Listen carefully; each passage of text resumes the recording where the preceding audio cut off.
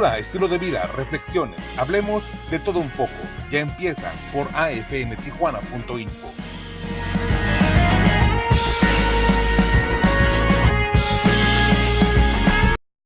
¿Qué tal, amigos? ¿Qué tal? Muy buenos días. Saludamos a nuestro auditorio de nuestra página web de Facebook de Agencia Fronteriza de Noticias y saludamos a todos nuestros amigos de la República Mexicana, del extranjero y de Baja California y sobre todo la ciudad de Tijuana. Gracias, Ángel, en los controles. Y hoy tenemos la grata visita del doctor Carlos Martín del Campo, que nos va a platicar de algo extraordinario que ha sucedido en la ciudad de Tijuana. Los hipódromos que ha habido en la ciudad de Tijuana. 4 hipódromos que han existido aquí en la ciudad de Tijuana y cuyo autor es el doctor Carlos Martín del Campo, Rothenhausler. Así es. Ese apellido ya sí. Rothenhausler, ahí tenía una ferretería por la calle. Sí, allí nació mi madre, precisamente allí. Allí era la casa de mis abuelos. ¿Usted estudió en Guadalajara? En Guadalajara estudié medicina, sí. Se me hace que usted fue compañero de mi hermano, Octavio Vaca. Sí, posiblemente. Sí, porque dice que tenía un Rothenhausler, un compañero. Tenía un primo, precisamente también, estudió medicina allí en Guadalajara, ¿sí? José Rothenhausler. Pues aquí está el libro, yo ya lo leí hace ratito, pero no conocía al autor. Hasta el otro día tuve la oportunidad de conocer al doctor. Está súper interesante para todos nuestros amigos que están viendo el programa, súper interesante. Y claro, vamos a tener una plática con él en esta hora sobre estas cosas que han sucedido aquí en Tijuana y que pues no se platican las cosas positivas. La gente que viene a veces del sur trae la idea de un Tijuana que en todas las ciudades del mundo existen. Llámese París, llámese Ámsterdam, donde sea, existen las cosas que suceden aquí en Tijuana. Pero aquí el libro de los hipódromos de Tijuana, como lo están viendo ahorita ustedes, cuyo autor es el doctor Carlos Martín del Campo Rothenhausler. ¿Es apellido alemán? Es apellido alemán, Rothenhausler. Pues, doctor, bienvenido. Gracias. Aquí con nosotros para que nos platique acerca de los hipódromos de Tijuana. Doctor, antes de entrar en materia, antes del primer hipódromo que se inauguró aquí en la ciudad de Tijuana, ¿en Estados Unidos había hipódromos? Sí, ya había hipódromos, ¿Sí? En varios, en el este sí había varios hipódromos. Pero aquí en el oeste no, ¿verdad? Aquí no. Nada de que Los Ángeles, Santa Anita. No, después surgieron después del primero de aquí. ¿Del primero de aquí? Sí, así es.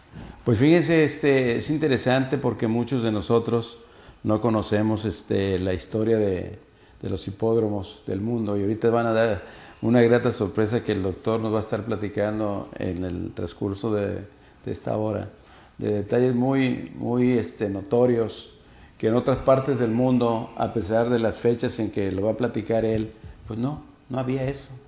Y sin embargo aquí en esa Tijuana, que tenía pocos habitantes, se realizó esto. Pero doctor, pues empecemos a platicar la charla. Adelante. ¿Por dónde empezaremos? ¿Por el 1900 allá? Bueno, muchas veces la gente se pregunta por qué 4 hipódromos, ¿verdad? Si nada más la instalación. Es que uno fue en la zona del río, los otros 3 en el mismo lugar. En el mismo lugar, sí. El primer hipódromo, que fue en 1916, fue en la línea, cerca de la línea donde está precisamente Pueblo Amigo, donde está esa área. Esa área de Pueblo Amigo, donde están los edificios New City. Exactamente allí estaba. Ahí estaba el hipódromo. Donde están los edificios esos, ahí estaba. Fíjese qué bueno porque cuando platica uno que estuvo allá en la colonia Cuauhtémoc, ¿verdad? ¿Se llamaba? Sí, ahí se llamaba Cuauhtémoc. Que platica uno, pues no ubica el lugar. No lo ubica y usted exactamente no está diciendo. Donde están los edificios, exactamente ahí estaba el edificio. Y lo que es el Pueblo Amigo, el estacionamiento, ahí era la pista. Ahí era la pista del hipódromo. Donde están el Pueblo Amigo. Pueblo Amigo, sí. Fíjese, nada más para todos los amigos que nos están viendo en Tijuana o en cualquier parte del mundo y que han venido a Tijuana o si van a venir a Tijuana, pues para que tengan ustedes una idea, son ¿cuántos? 5 edificios los que hay allí de varios pisos. Sí, ¿Verdad? sí, eso era muy notorio. el puro edificio y lo demás era la pista. Y ese hipódromo funcionó hasta 1929. Hasta 1929. En el 29 ya se crea el complejo turístico de Aguacaliente, Ajá. que hace su hipódromo también en las instalaciones que ahora conocemos. El primer hipódromo, ¿quién lo construyó? ¿Los americanos? Sí, el señor trabajador mexicano. James Coffrod. Ah, el mismo de acá del Aguacaliente. En Aguacaliente fue Crofton. Ah, Crofton, Bowman y Whitman. Fueron 3 con Abelardo Rodríguez. Y el de allá, sí, se parece el apellido, es Coffrod y el otro es Crofton. No, Crofton.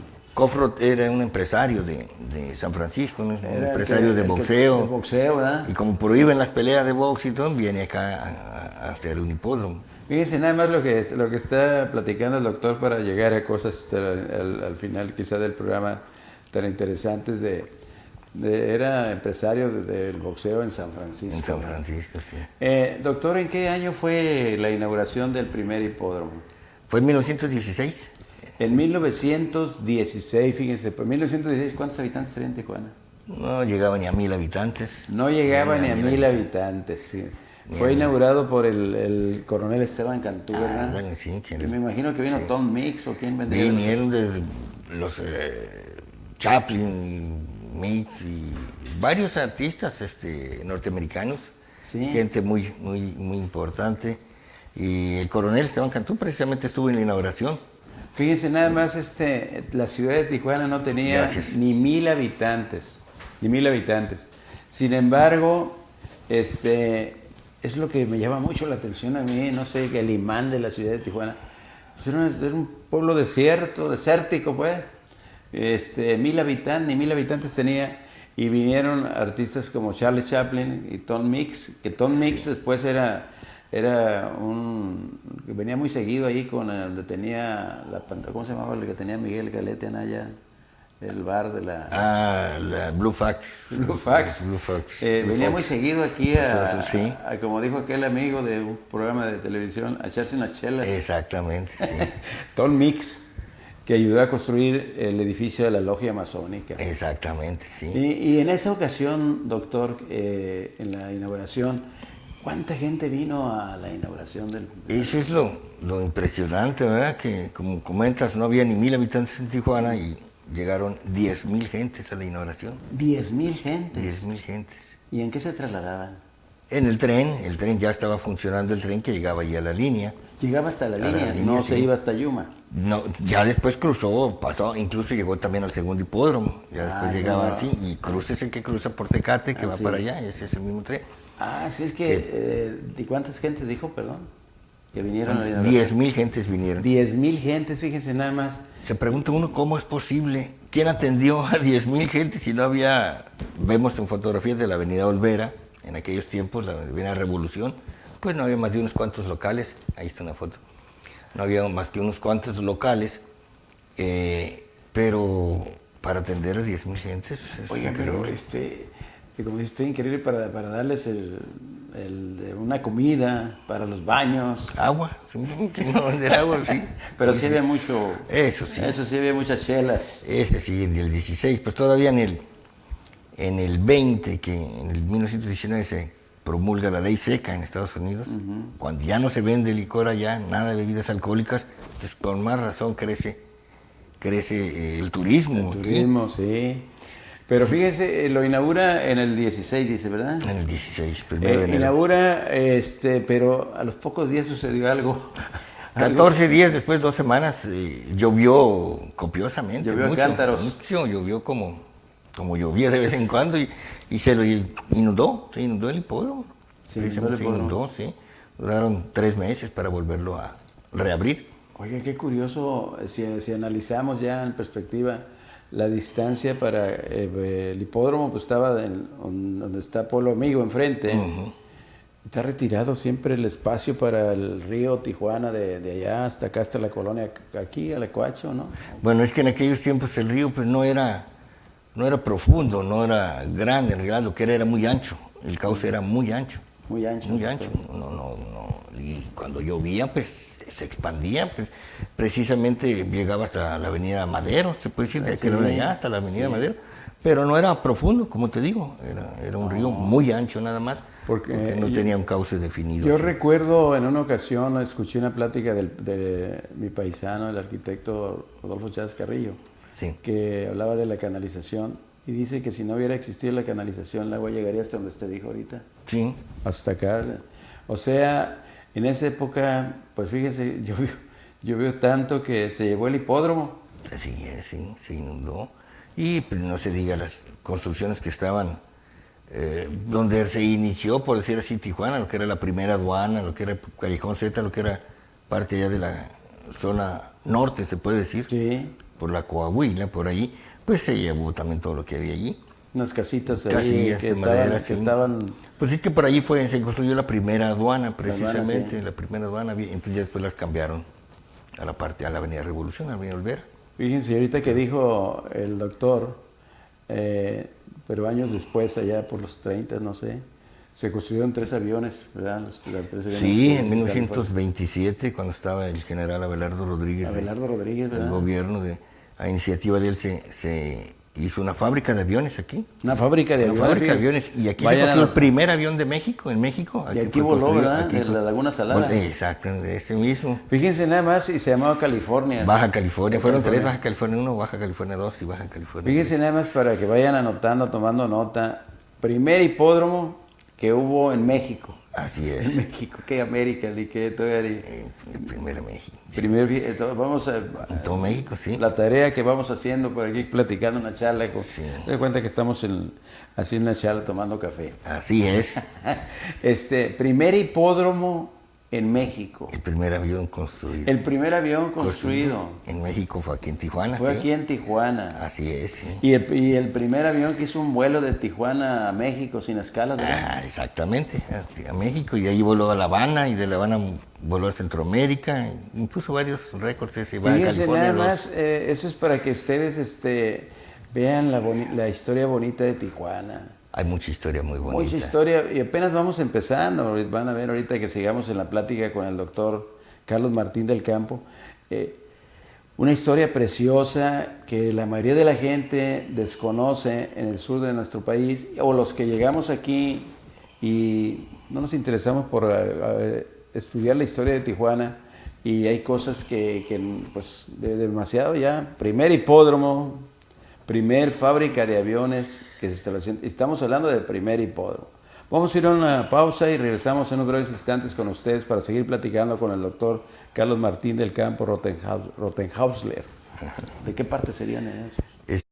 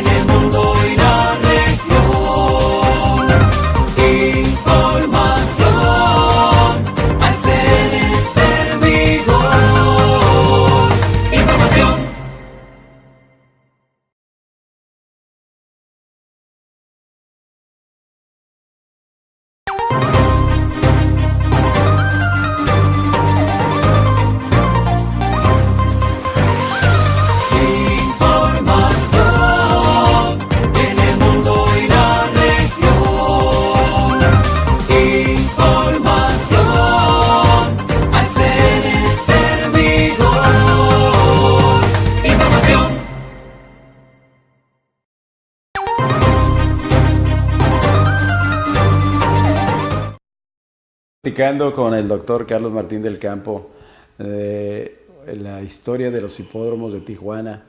Oiga, doctor, ¿cuántos meses o cuántos días duró la construcción del segundo hipódromo?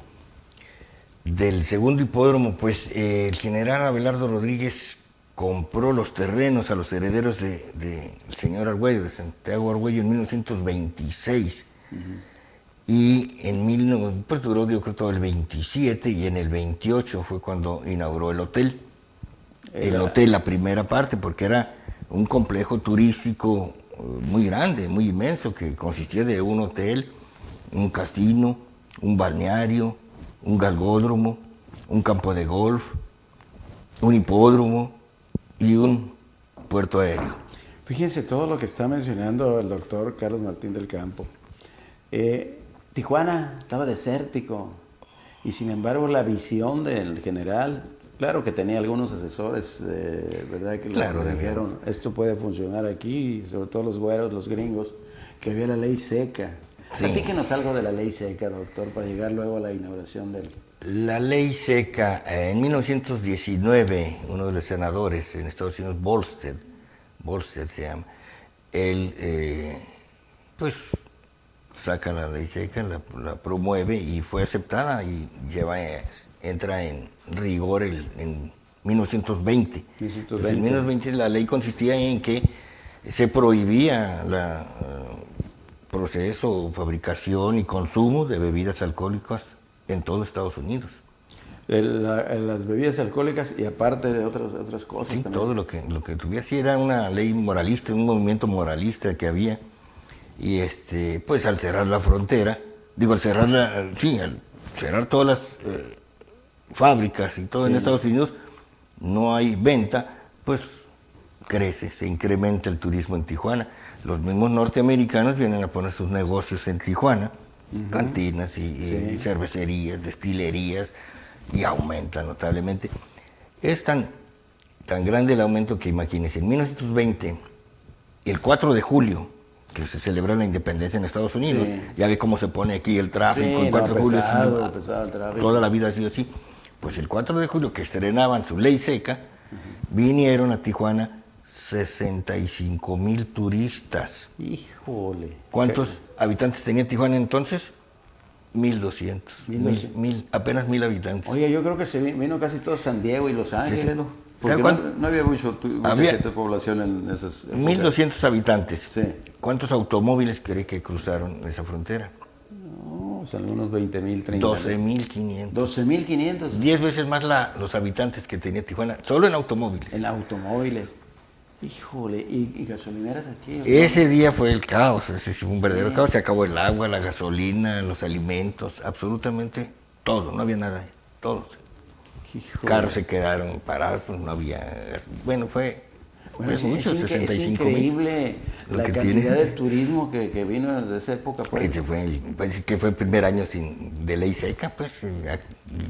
De por sí, cada 4 de julio, Día del Trabajo, se consume mucho. Se vienen a visitar Tijuana, pues en esos tiempos que no había, pues con más razón. Más razón, casi como cosacos. Sí, Oye, desesperados. Híjole, pero fíjese nada más para que lo que nos está platicando el doctor, analicemos con tranquilidad esto. Fíjense nada más, Tijuana con 65,000. Con 1,200 habitantes y 65,000 visitantes. Híjole, pues agotaron todas las existencias que había. Todo, no quedó nada. Híjole. En esta época, hablando de la ley seca, doctor, ¿es cierto que en las Islas Coronado se estableció, se iba a establecer un casino ahí? Sí, se estableció, sí se hizo un casino en una época. En una época se hizo un casino, pero fue en los tiempos en que vino ya la prohibición. La prohibición. Entonces, no y hablan de Al Capone ahí, ¿verdad? Pues sí, es que en esos tiempos, en la ley seca, pues se propició mucho el contrabando de licor hacia Estados Unidos, ¿no? Entonces, aparte de que había ya muchas destilerías clandestinas, pero como en todas partes se seguía consumiendo clandestinamente alcohol. Y de Tijuana, pues cruzaban el contrabando de alcohol desde aquellos tiempos. Entonces, las Islas Coronado, pues era alguna escala que tenían para el cruce de alcohol. Se comentaba que era de Al Capone, el casino, el hotel, pero nunca hubo documentación fidedigna, ¿verdad?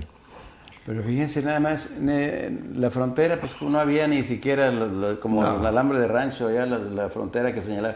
Yo cuando llegué aquí en el 63, lo primero que me llamó la atención era conocer la frontera. Sí. Y me acuerdo que fui por la calle que está del Parque Teniente Guerrero, ahí ante el campo Benito Juárez. Un amigo me llevó a conocer la frontera. ¿Me hiciste la frontera? ¿Cuál? Pues, 3 hilos de alambre. Sí. Ahí pues, dije, pues es un rancho, como en el sur, pues. Sí, y ya era alambre, pero antes de eso eran nomás dos barrotes, un barrote y un barrote abajo y uno arriba nada más, y uno pasaba por el medio, pues un barrote de madera. Sí. Pues iban allá a las legumbres. Ahí cruzábamos y había todo lo que es allí la Plaza de las Américas eran sembradíos, ahí sembraban. Todavía me tocó en parte ver eso. Sí, Se iban a comprar hamburguesas allá. Ay, sí, pues ¿Qué época tan bonita para ustedes, ¿no? ¿Cómo no? ¿Dónde vivió usted en la A una cuadra allí precisamente de la frontera, del muro, lo que es ahora. Allí yo vi en la Colonia Federal. Oiga, ahí en la Colonia Federal, de ahí tengo, bueno, algunos amigos que vivieron allí o viven, no, yo creo que ya no, ¿qué hay de sus amigos de la infancia? ¿Cómo con el hipódromo? Leí el hipódromo, leí el libro donde comentaba yo que de niños allí, pues algunos éramos aficionados al hipódromo, dos principales amigos, y teníamos como todos los niños bicicletas y nos divertíamos allí en la colonia haciendo carreras de caballos, decíamos nosotros, pero en las bicicletas. En bicicletas nos juntábamos todos y organizábamos allí un día de carreras de hipódromo. Mi primera carrera fulano de tal, segunda carrera, y hasta locutor teníamos. ¿tenía locutor? Sí, que radiaba la carrera. Caray. Era, pues lo debiste haber conocido, a Lucero Antuna, Lucero Antuna. Mi amigo Alberto Lucero Antuna. Le decíamos el Choquis. El Choquis. El Choquis. Y él le gustaba, pues fíjate de dónde ya lo trae uno, ¿no? Él era el que radiaba la carrera, y arrancan en primer lugar, fulano tal, segundo. Y él era el que radiaba la carrera, otro vendía boletos, otro vendía los programas. Era muy bien organizado. Y sale el Yuma. Y sale el Yuma también, gente de los Valenzuela y varios, Gudiño, Hugo Torres también, que era... ¿El Hugo Torres de Rosarito? No, este es otro Hugo Torres. Él llegó a ser el narrador de las carreras en el hipódromo, y en el galgódromo. Después aquí, sí, él muchos años fue el... Fíjense, pues, que vean la historia aquí con el doctor.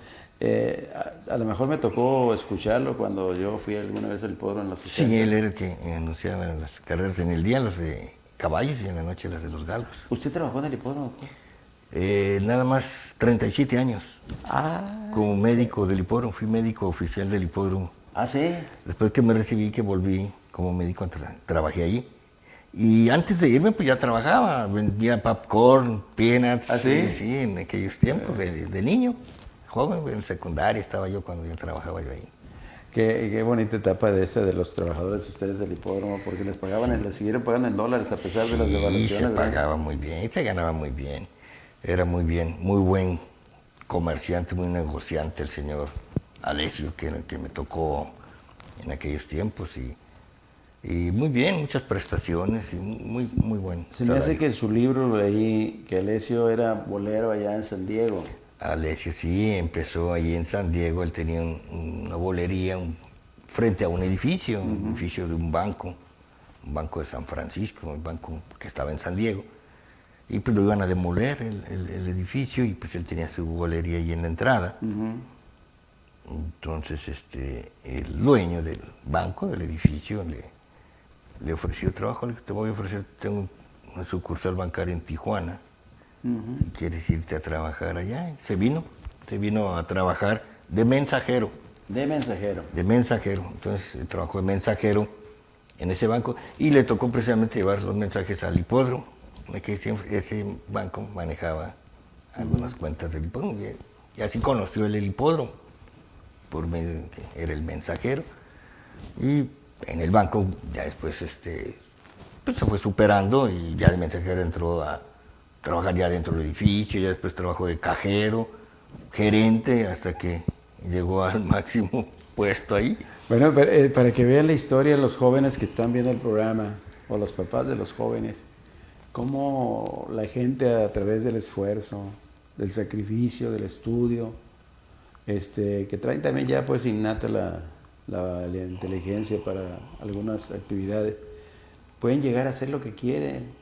Porque mucha gente, pues la mayoría de la gente viene de la cultura de la pobreza, venimos de la cultura de la pobreza. La superación personal. Y entonces la superación de cada uno de nosotros nos puede llevar a donde nosotros nos fijemos una meta. Este señor Johnny Alessio era de origen italiano, ¿verdad? Sí, sus padres eran italianos, sí, fueron inmigrantes, en aquel tiempo inmigrantes italianos. Y construyó varias escuelas, parece que 7 escuelas o más escuelas. Más, creo que 10 escuelas. 10 escuelas. Sí, empezó a hacer cada año alguna escuela para donarla en las colonias humildes. A mí me tocó la inauguración de una escuela. Sí. La Alessio 7 en la colonia Herrera. En la colonia Herrera. Sí, la Alessio número 7. Todas cambiaron de nombre, ya no sé ahora qué nombre. Sí, ya que nada más a una le dejaron el nombre, creo. Tienen ya el diferente nombre. Yo conozco la Alessio 2, se me hace que es la que está en la Cañón de la Piedrera, y la Alessio 3 que está acá en la Libertad. Y esta Alessio De la 7. Herrera. Y en esa ocasión nos dijo el inspector, fuimos el Yuma, yo creo que ya El no. Yuma, ¿cómo El no? Yuma, que de chamaco andaba ahí a correr la bicicleta. Ahí, sí.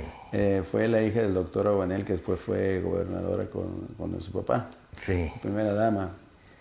Víctor Pegueros, Mercedes Huerta, su servidor. Y nos Sí. citaron a las 8 de la mañana ahí en la escuela Álvaro Obregón. Ajá. Y la inauguración era a la 1 de la tarde. Ah, sí. Ya nos llevaron para allá, nos formaron como los niños cuando van a entrar a la escuela, ¿no? Llegó el gobernador Eligio Esquivel Méndez y le dijeron, señor gobernador, estos son los jóvenes que van a trabajar aquí en la escuela. Ah, mucho gusto, jóvenes. Paz. Se hizo como la inauguración de los hospitales y escuelas en estos tiempos, ¿no? Sí. Ya nada más se fue el gobernador. Bueno, profesor, váyanse a trabajar a sus escuelas. Ahora sí, a trabajar. Se acabó el show. Pues es interesante de Alessio, durar cuántos años estuvo manejando el hipódromo. Pues él, yo le llamo precisamente el tercer hipódromo El cuando tercer lo toma hipódromo, él. toma. En realidad era el mismo edificio, ¿no? El primero que fue en el 1916, Ajá. en el 29 que se inauguró el segundo, pero cuando se emite el decreto de la clausura de los juegos de azar en México, pues allí había jugada también el hipódromo y era parte del casino Agua Caliente, entonces fue clausurado. Después lo abrieron, se lo dieron a los empleados, lo volvieron a cerrar. Abrió y cerró varias veces. Pero ya en 1947, Alessio toma la concesión. ¿El 47? En el 47 por 25 años para operar el hipódromo. Entonces él ya lo remodela, incluso hace el galgódromo ahí en el hipódromo, porque ya no había galgódromo, ya había cerrado el que estaba allá donde está la Escuela Hidalgo. ¿Ese galgódromo estaba donde está la secundaria 42 para trabajadores? Sí, Está parte de la poli, ¿verdad? Esa era. Me tocó, tuve que conocerlo. Ese espacio, había una pista, pues se quedó la pista siempre que lo utilizaron los conscriptos y para deportes y algunas cosas. Eso fue el primer galgódromo. Y pues fue cerrado también años atrás, después, y Alessio en el 47 instala un galgódromo dentro de la misma pista de caballos. Vamos a seguir platicando con el doctor Martín del Campo porque tiene datos muy interesantes antes de llegar al tercer hipódromo. Vamos en el segundo hipódromo, y en el primero a lo mejor ahorita nos va a sacar de la duda, de algo que se llevaba a cabo aquí en Tijuana y en ninguna otra parte del mundo. Continuamos con el doctor Carlos Martín del Campo, Rottenschauler. Vamos con Ángel García.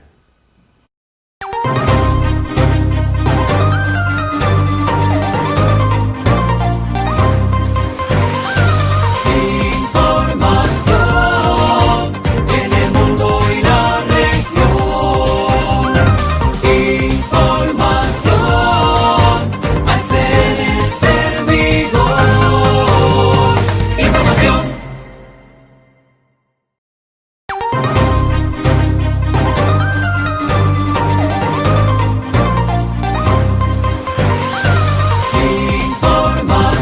Información en el mundo y la región.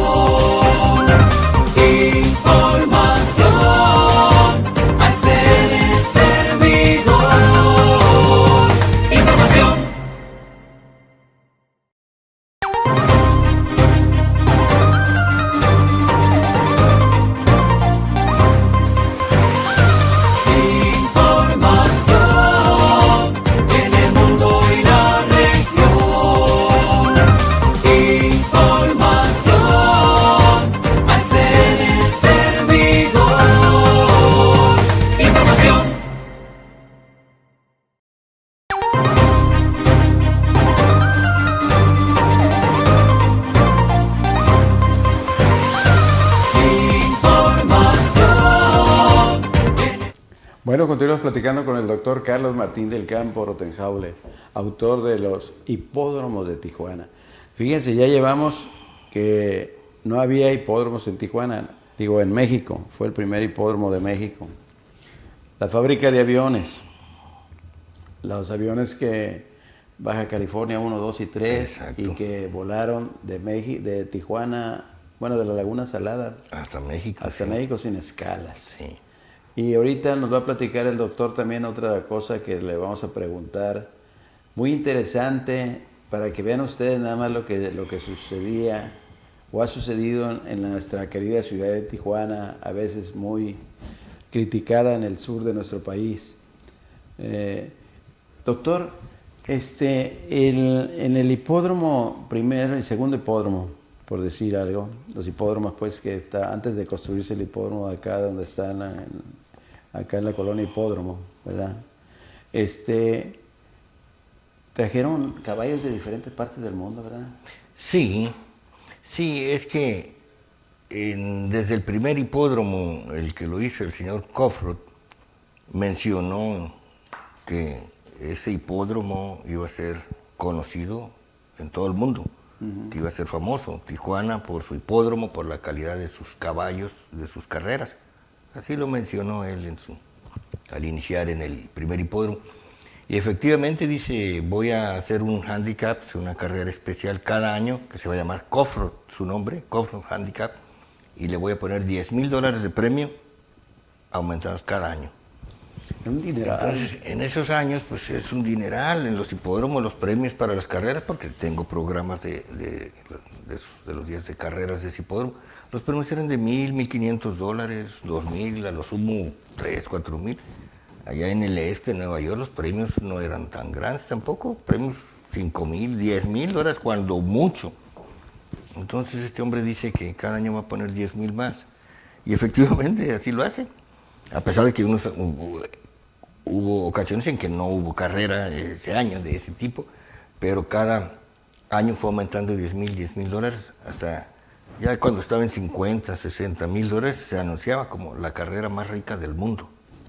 Fíjense nada más, la más rica del La mundo. más rica del mundo. ¿En qué otros países en esa época, si usted tiene la respuesta de esto, en qué otros países del mundo había hipódromos? Pues en Europa ya había hipódromos, acá en el este, en Nueva York, en Belmont, en Chicago, y en Sudamérica no sé si haya habido en La Habana quizá, había casino, no sé si había hipódromo, o en Venezuela, no sé realmente cuántos o dónde había hipódromos en aquellos tiempos, pero en 1915, muy reciente, no había. Creo que había muchos. Fíjese nada más Sí. la visión de este señor americano, ¿verdad? Sí. La visión del hipódromo, porque pues cuando uno llegaba a Tijuana aquí, que un hipódromo, porque pues estaba el de las Américas, está de las Américas, ¿verdad?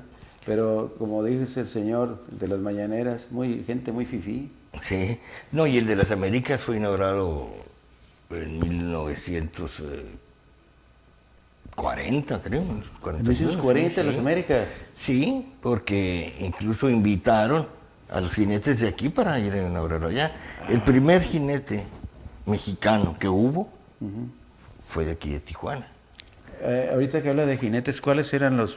Yo recuerdo algunos apellidos, Miguel Yáñez, no sé si... Miguel Yáñez. Miguel Yáñez lo enseñó a montar precisamente este señor. El primer jinete mexicano ya en esos tiempos era entrenador. Se llamaba Joe Martini. Su nombre era José Martín del Campo. ¿Ah, sí? Sí, tío mío. ¿El tío suyo? Ah, Sí. mire. Él fue el primer jinete que hubo en México. ¿Y los jinetes eran de aquí de Tijuana o En aquellos tiempos no había, todos eran americanos. En eran aquellos americanos. tiempos no había jinete mexicano. Él fue el primero en 1937, 38. Ah, caray. Él fue el primer jinete. Y ya después siguió Pancho Rodríguez, otro de aquí. Y cuando se abrió el hipódromo en las Américas, ellos dos los invitaron a la inauguración del hipódromo de las Américas.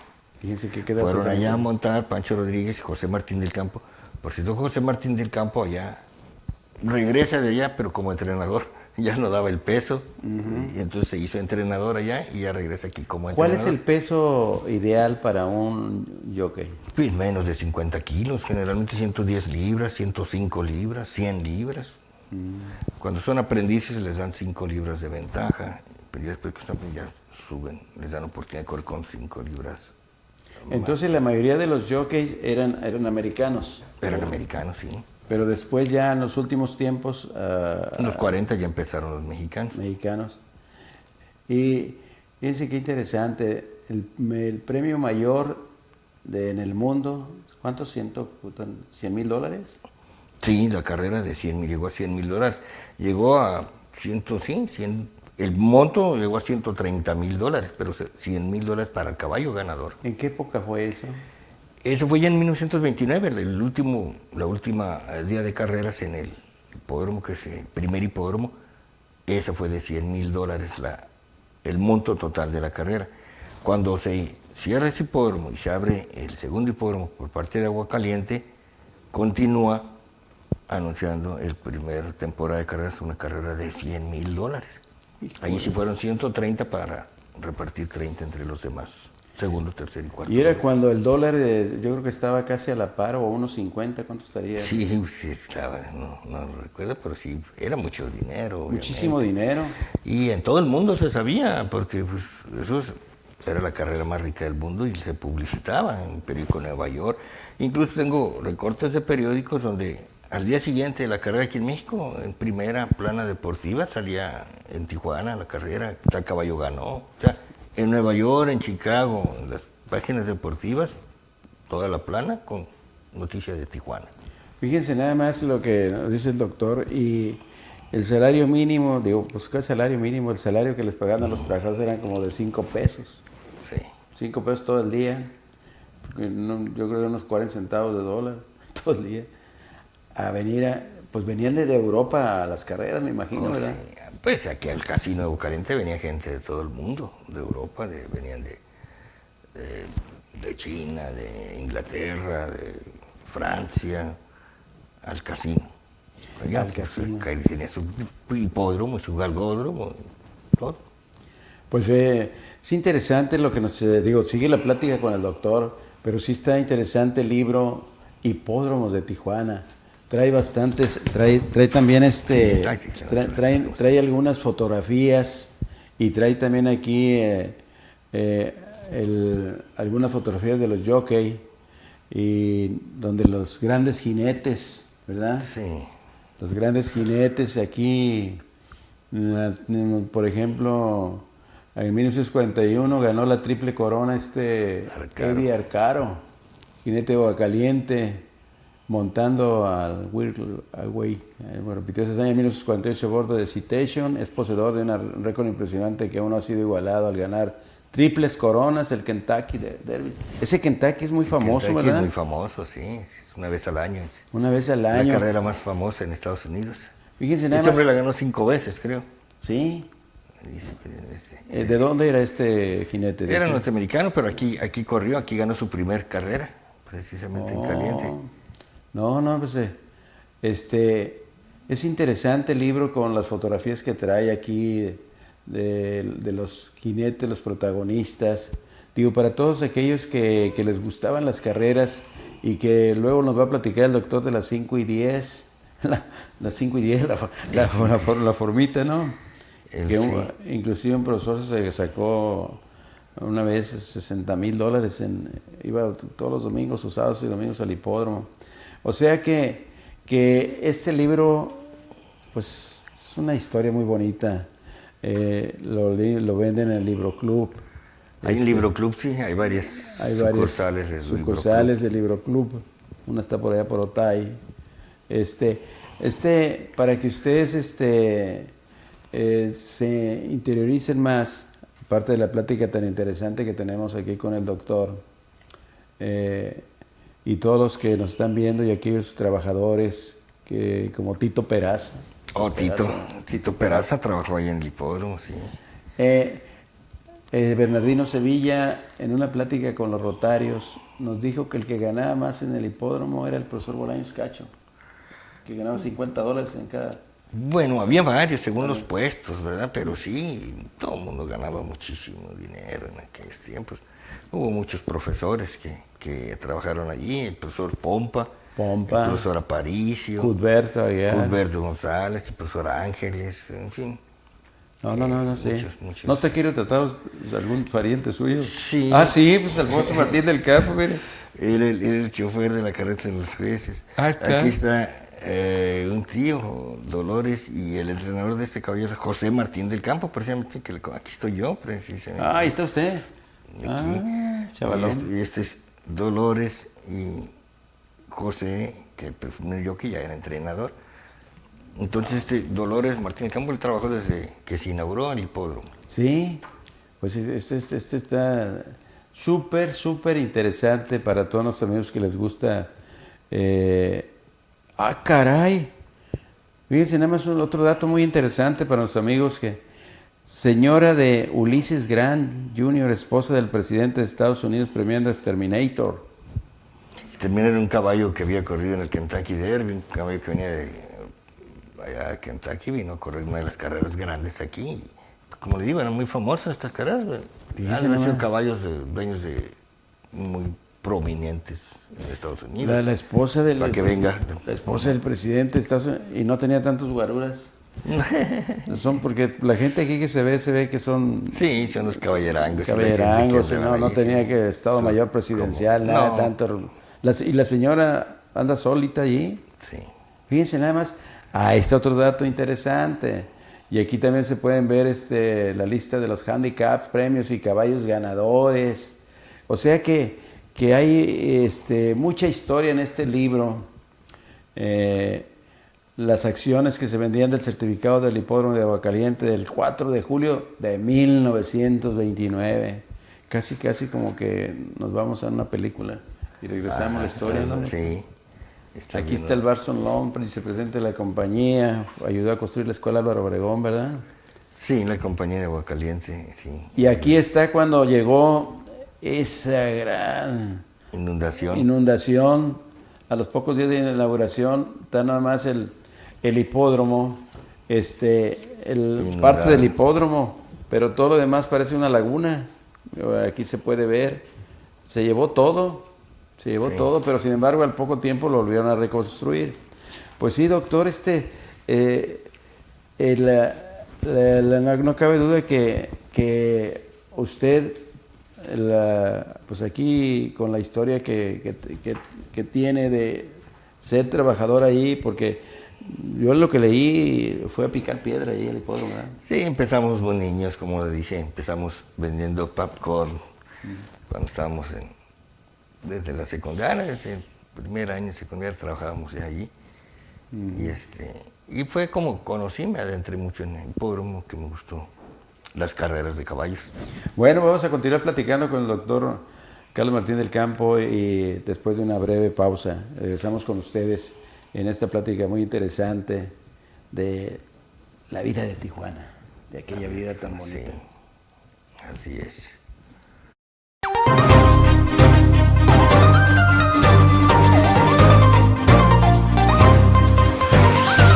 Información en el mundo y la región. Información al servidor. Información.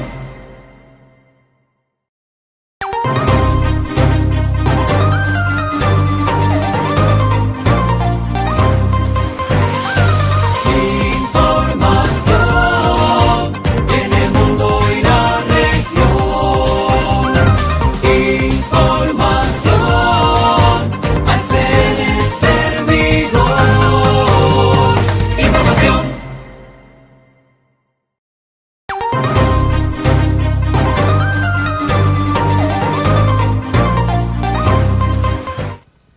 No, pues y seguimos platicando del hipódromo aquí a ver el señor Topete El señor Topete él era un mesero en el hipódromo, que me conocía muy amigo. Y él me platicaba pues que a él le tocó trabajar en la época en que existía el Aguascaliente, en que el hipódromo era parte del casino de Aguascaliente. Y pues en una de sus anécdotas me platicaba que él fue el mesero que le tocó atender a un prominente, a un famoso personaje. Dice que él estaba en el mesero y llegó precisamente Barón Long, que era uno de los dirigentes en el pueblo, me llegó con él y dijo, ven, quiero que vengas a atender a unas personas. Dice que entraron por la cocina del hipódromo, abrieron una puerta y entró un pequeño casino que no conocía, dice, no lo conocía. Ah, caray. Dice, un casino, y había mucha gente. Pues mi superior me dice, ¿tú vas a atender aquí a las personas estas? Muy bien. Era nada menos que Al Capón. Al Capón. Al Capón. Ay, qué joder. Era el Capón, sí era el Capón, y pues, ya me mencionó otros nombres, Dillinger, no sé, algunos personajes famosos. Y sí, pues yo los atendí, pues eran ampliamente conocidas personas, ¿no? Era un lugar secreto, dice, pero de abajo, era en el sótano. Yo no sabía que existía eso, y ya lo atendí muy bien, y muchos invitados tenía, mucha gente había. Y cuando se fue, sí, se retiró y me regaló la propina, un billete de $100. Nos vemos la semana que entra. No volvió a decir nada más. Como dice mucha gente que venía constantemente, pues no, era como el más buscado en Estados Unidos, incluso había recompensa, entonces no era para que, como la gente dice que venía cada semana. Y Oye, son como los más buscados aquí. de cuenta que el Chapo o alguna cosa de eso. Pues sí, realmente eran los hombres más buscados en aquellos tiempos, entonces obviamente vino en secreto. Pues nada más. Pero él me platicó que él le tocó tener su sorpresa de ver a esas. Sí, fíjese, a nada esas más personas ahí. Híjole, qué interesante. Y aquí estamos viendo de los artistas de cine de esa época, Betty Gable y su esposo el trompetista Harry James, Tyrone Power, Robert Taylor. Sí, Errol Flynn. famosos de la pantalla en aquellos tiempos. Ya había actuado en las películas El Zorro, El Ladrón de Bagdad y Los Tres Mosqueteros. El Gordo y el Flaco, Elizabeth Ellos Taylor. eran muy aficionados. Fíjense nada más. Sí. Humphrey Bogart, John Wayne. Híjole. No, ¿y venían al hipódromo? Al hipódromo, ellos eran muy aficionados al hipódromo, sí. Incluso, bueno, el indio, el llamanero solitario.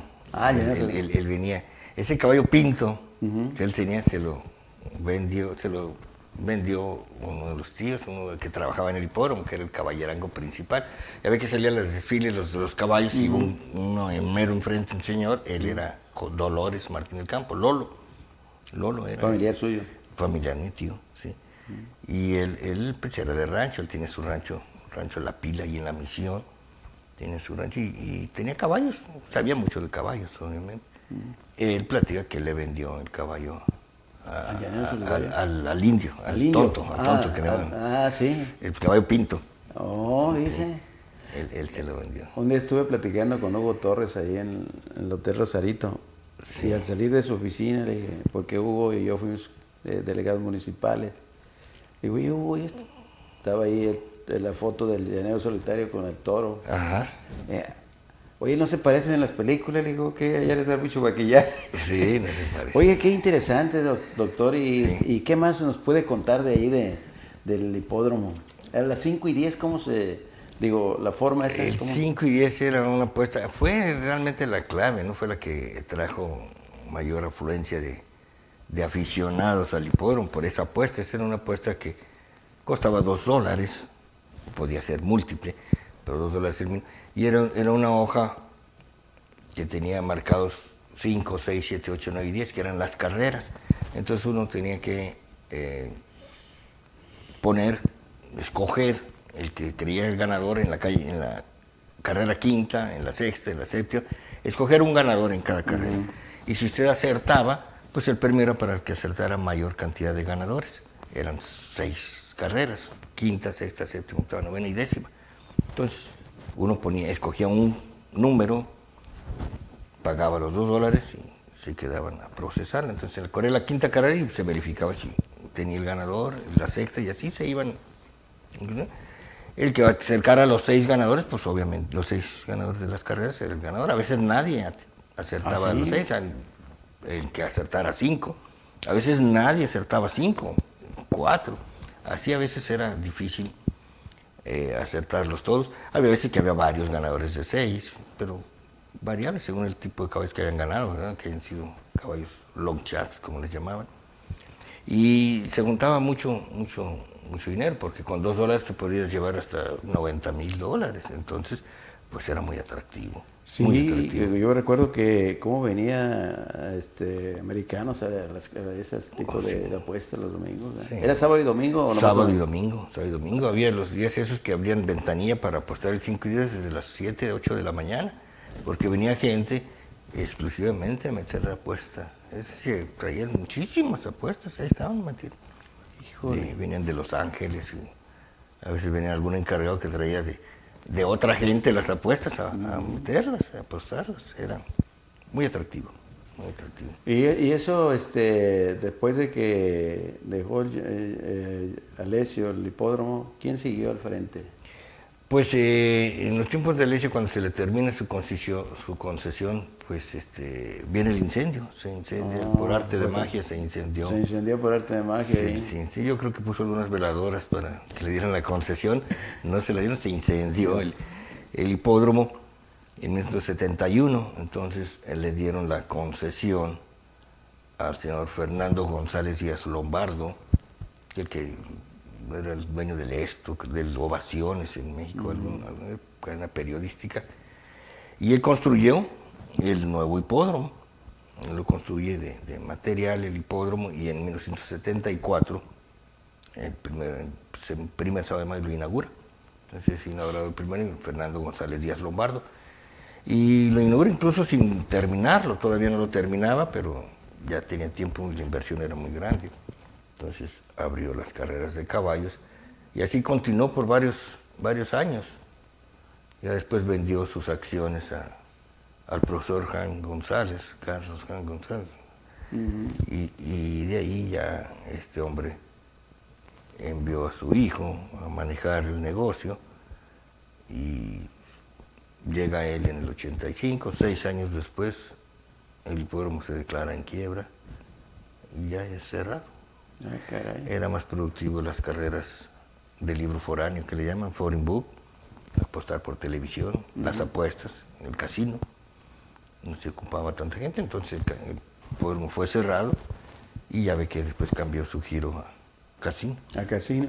Y el galgódromo, la carrera de perros, siguió, ¿verdad? Continúa el galgódromo porque me imagino que es necesario para la concesión que tienen seguir operando ahí. Pero no tiene... Ya no va mucha gente. Nada más lo mantienen porque hay que mantenerla, me imagino. Pero cuando ya lo agarra la familia Han, ya no sale, Lombardo, ya no existe el 5 y 10, las 5 y 10. Sí, el 5 y 10 siguió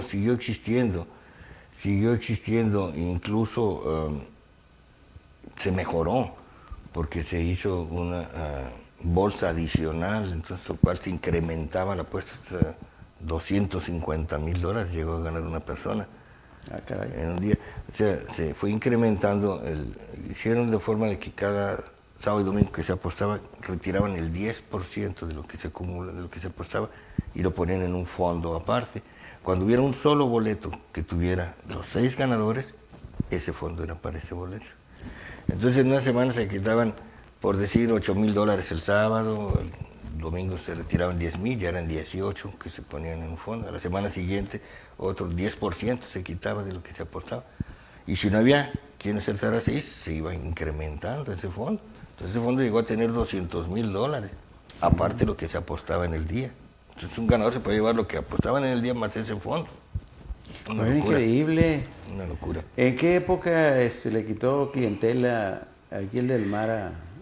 Pues precisamente se abrió Del Mar y Hollywood, Santa Anita, entonces ya había más carreras allá. Y lo que pasa es que allá no corrían los domingos. Entonces no había carreras los domingos no había carreras de caballos. Y aunque era por temporadas, porque una temporada era Hollywood, otra Del Mar, otra Santa Anita, y así se iban rotando las temporadas. Entonces ya hubo carreras los domingos, entonces ya empezó a venir más gente. Y no podían tener la apuesta 5 y 10 allá, porque estaba registrada, me imagino, a nombre del señor Alessio. Pero ya ve cómo son en Estados Unidos, inventaron una nueva apuesta que se llamó Pick Six, que es lo mismo, y ya entonces ya lograron tener... Los güeros. Sí, No podía ponerle 5 y 10, pero le pusieron Pick Six y Pick es Six. el mismo sistema. El mismo sistema. Oye, doctor, alguien me platicó, un periodista, en una ocasión, de aquí de Tijuana, que el señor Alessio lo metieron a la cárcel, ¿verdad? Estuvo en la cárcel. Sí, estuvo en la cárcel un tiempo, sí. Fue por evasión de impuestos.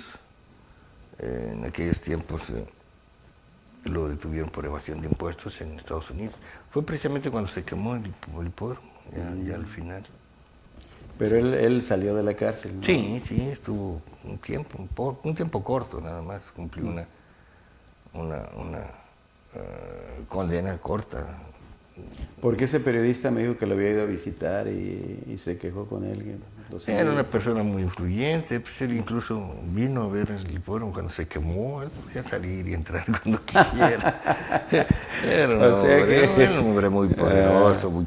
Pues qué interesante, doctor, y que esta plática con usted, digo, qué bonito escuchar de alguien que trabajó en el hipódromo, que vivió con la familia de sus tíos, que pues fueron parte esencial del hipódromo en muchos aspectos muy fundamentales. Sí, la familia, casi toda la familia trabajó allí. Usted que eres del doctor el doctor del Campo, uno que tuvo una hija que se llamaba Lupita Martín del Campo. Sí, hay dos familias. Sí. Hay dos familias Martín del Campo, una que son la mayoría de dentistas. Ajá. Y otra que son los de la vidriera. Vidrios Martín del Campo. Los que están acá en la calle Martín. En la avenida D, Miguel F. Martínez. Sí, con James Dean lo puse yo. Desde 1950 está esa vidriera. Y pues allí trabajé también. ¿Ahí trabajó también? Yo trabajé ahí de niño, sí. Aún está ahí el señor Hugo Martín del Campo. Sí, lo conocí yo hace muchos años. Tenía unos terrenos allá por el Valle de Guadalupe. Sí. Oiga, doctor, pues está muy interesante su plática de esto y todavía hay un tema por ahí muy importante. Si gusta usted venir, si tiene espacio en la próxima semana, tenemos una hora, si gusta venir, lo acomodamos en una hora para que nos platique del casino de Agua Caliente, que es otra cosa muy, muy bonita. Sí, que también es una cosa. La gente debe conocer. Sí, pues ya ve, este hipódromo fue parte de ese complejo turístico que se hizo en el Hotel y Casino Agua Caliente. No, esta es una joya, este libro. De veras es una joya porque pues aquí se da una cuenta de a veces las historias que cuentan los que se supone son gente que nativa o que llegaron hace muchos años, pero no saben la historia. Sí, hay mucha gente que no la conocen.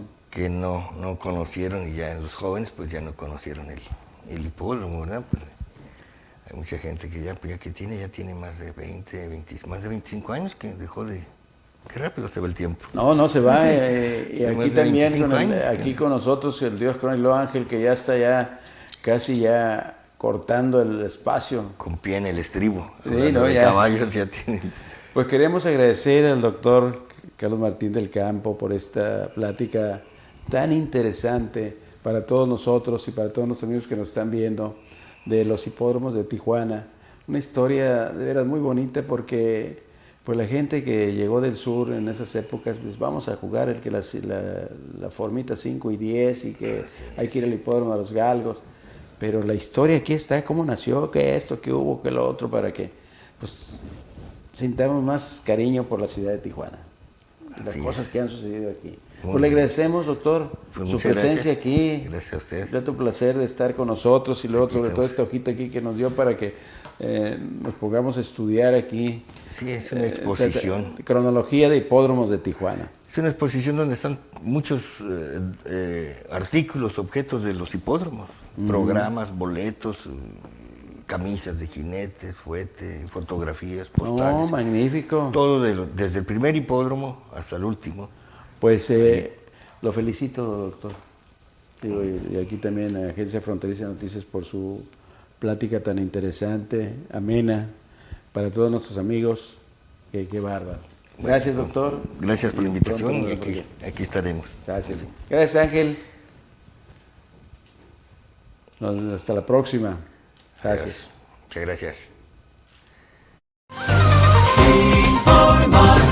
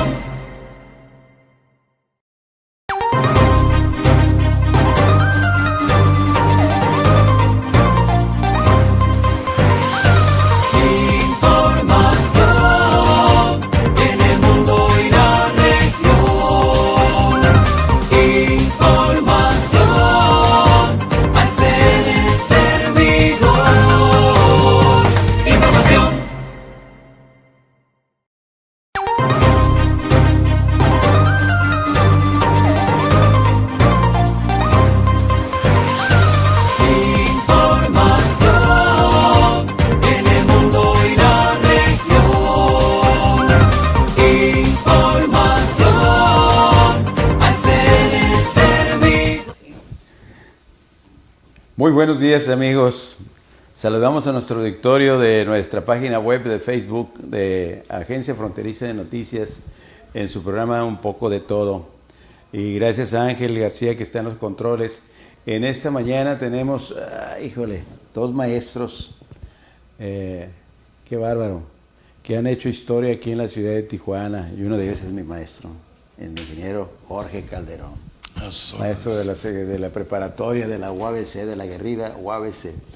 Y también tenemos al maestro Víctor Flores, exdirector de la Prepa Federal Lázaro Cárdenas, y aparte, pues, maestro que se ha distinguido también por su trabajo, su tenacidad en algunos proyectos. Y el día de hoy vamos a platicar de algo que, como comentábamos en el programa anterior, aquí en Tijuana suceden muchas cosas, y una cosa muy interesante que ha sucedido en estos días con la cuestión de pues la Universidad Gerontológica, la primera en el país. Aquí en Tijuana puro power, puro primer lugar en todo, ¿no? Lo de la Universidad Gerontológica. No, esta mañana, qué bárbaro, vamos a platicar cosas muy interesantes para todos los amigos que nos ven en el interior de la República, en Baja California, en el extranjero y aquí en Tijuana, de cosas que cuando hay entusiasmo y hay el espíritu de servicio, porque este espíritu de los maestros es como si fueran como Rotarios o del Club de Leones, digo, puro servicio social, nada de cosas de otra índole. Pues, ingeniero Jorge, qué gusto nos da que esté aquí con nosotros. Yo igualmente, gracias por la oportunidad de extender nuestras inquietudes, hacerlas públicas, siempre pidiendo ayuda para servir. Pues qué bueno que, digo, usted aparte de lo que se tiene programado, usted se ha distinguido también porque estuvo en un puesto a nivel nacional, ¿verdad?, de los tecnológicos, ¿verdad? Sí. ¿Qué fue el puesto que tenía usted? Pues me invitaron cuando aquí conocí al director general que vino a agarrar el tecnológico de aquí, vio lo que habíamos hecho y me dijo, te necesito en México. Tardé un año en decidirme, puse mis condiciones para irme. Uh-huh. Me dieron casa, sueldo y dos boletos mensuales para venir a Tijuana, porque aquí dejé mi familia. Y así me encomendaron la consolidación de los tecnológicos. Formamos 52 tecnológicos en la República. Ah, caray, ¿estamos hablando de qué año? ¿Del 70? 1972. 1972, 73. Y estuve yo allá. Pusimos tres directores generales de tecnológico y yo los ayudaba a todos a que hicimos 42 tecnológicos hicimos en la República. ¿42? Híjole. Preparando la gente, preparando los directivos y logrando. Actualmente pues son mucho más tecnológicos ya. Hasta donde yo me jubilé hicimos 42 tecnológicos. 42 tecnológicos, fíjese nada más. Qué bonito, qué interesante. Qué historias tan interesantes de veras, como en el caso suyo y de algunos maestros que pues hacen cosas muy bonitas para el país, para que los jóvenes estudien, ¿verdad? Se preparen para salir adelante en este país, que pues a veces los funcionarios que están más arriba no lo hacen con el cariño que hacen los maestros, ¿verdad? Pues nos enseñan, tuvimos muy buenos maestros, nosotros tuvimos excelentes maestros. En Durango se hizo el primer tecnológico, yo era secretario de los estudiantes del... ¿Usted es de Durango? De Durango. Es de Santiago Papasquiaro. No, de los Llanos. De los Llanos, de Santiago Papasquiaro. Pero allí, gracias al ingeniero Gutiérrez Osornio, fue el primer director de tecnológicos, fue el autor del primer tecnológico del país. Ah, caray. El primer, segundo fue Chihuahua, el tercero fue Torreón y el cuarto fue el de Madero, Ciudad Madero, Tamaulipas. Y de ahí surgieron un reto. Ahí aprendimos nosotros cómo se forma un tecnológico, qué se requiere, cómo elegir a los directores que no eran normalistas, eran huehuenches como nosotros, ingenieros educativos. Pero de ahí comenzó y de ahí comenzamos a aprender. Posteriormente, con el tiempo, vino aquí el director general y yo era su director de aquí del tecnológico y tenía mis negocios y me invitaron a una comida y luego a una cena y de ahí surgió mi encuentro con el director general de entonces, el ingeniero López Rito.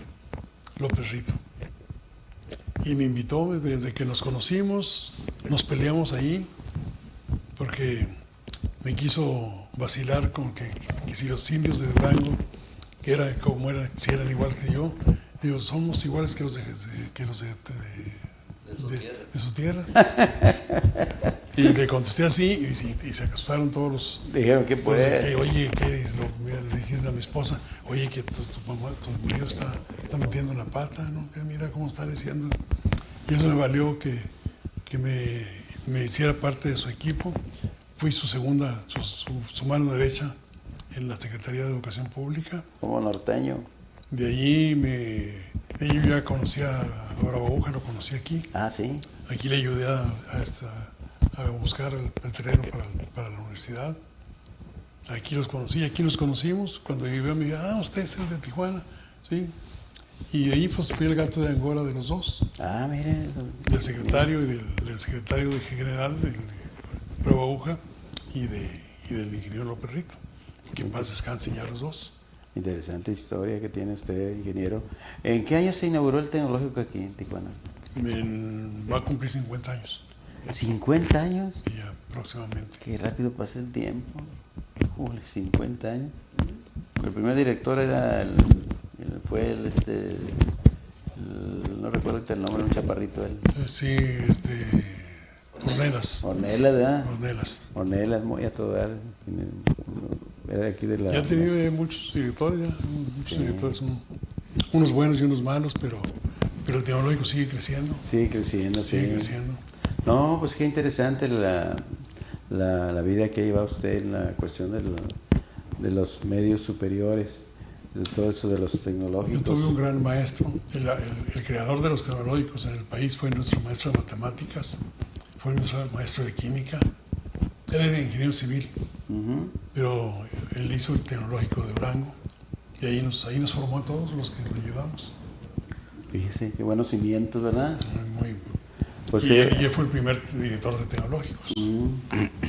Pues fíjese que la vida suya, pues qué bien. Y el profesor Víctor Flores. Bueno, pues gracias por la invitación. Y ahorita que estamos comentando de los viejos maestros, sin ofender aquí al compañero, pues nosotros lo conocimos a él en el 60, al ingeniero Calderón, sí.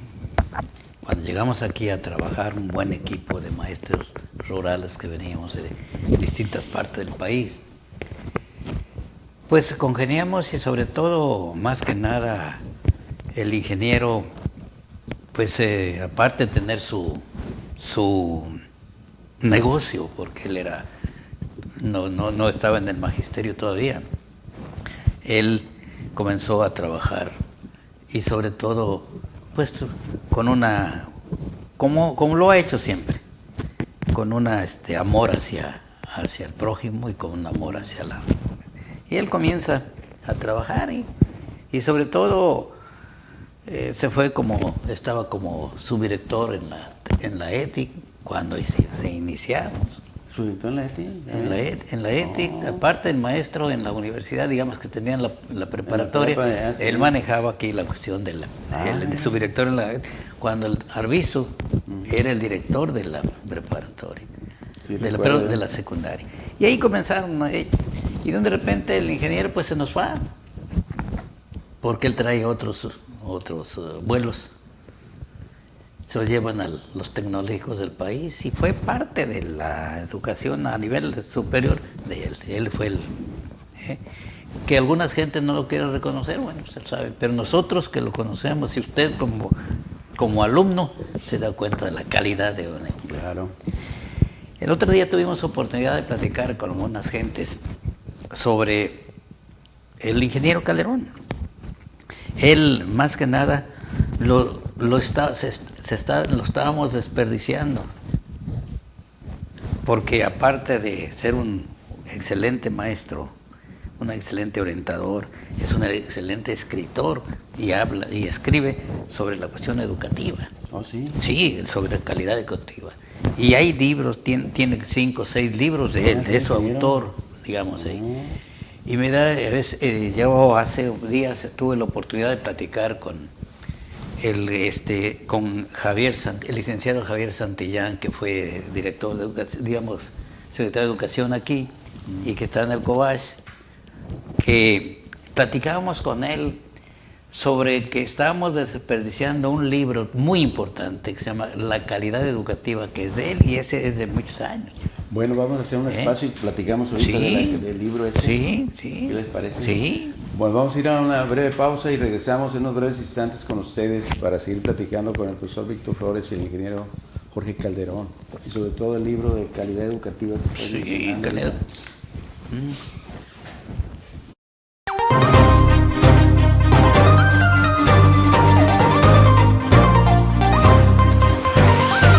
Información en el mundo y la región. Información al ser el servidor. Información.